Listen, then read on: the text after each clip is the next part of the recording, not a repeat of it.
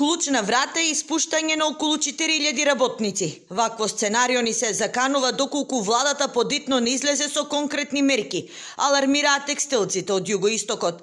Најавата за покачување на минималната плата ќе удри по овој сектор, кој во време на ковид пандемијата го доживеа најсилниот удар. Лично сметаат дека работниците заслужуваат и многу повеќе, но компаниите не можат да издржат. Бараат воведување на мерки како оние во Србија, Албанија, Грција или Турција, каде што има делумно или целосно ослободување од придонеси минимум 2 години. Тоа ќе повлече во една компанија од 100 луѓе дополнителни 20.000 евра трошок.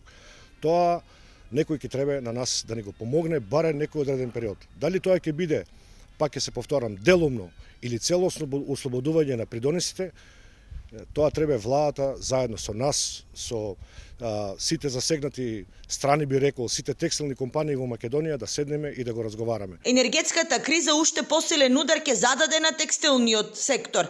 Поради зголемување на цената на струјата, голем дел од приватните добавувачи на струја ги раскинаа договорите со стопанствениците, кои наместо по 4, сега по новата тарифа ќе треба да плаќаат по 11 денари за киловат.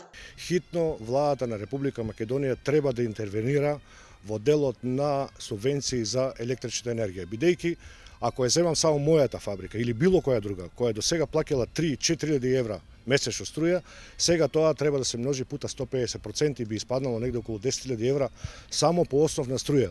Заклучоците од состанокот стопанствениците од југоистокот ќе ги достават до Стопанската комора и владата. Според последните анализи, поради ковид кризата, лани без работа остана 1/3, односно околу 7.000 текстилни работници.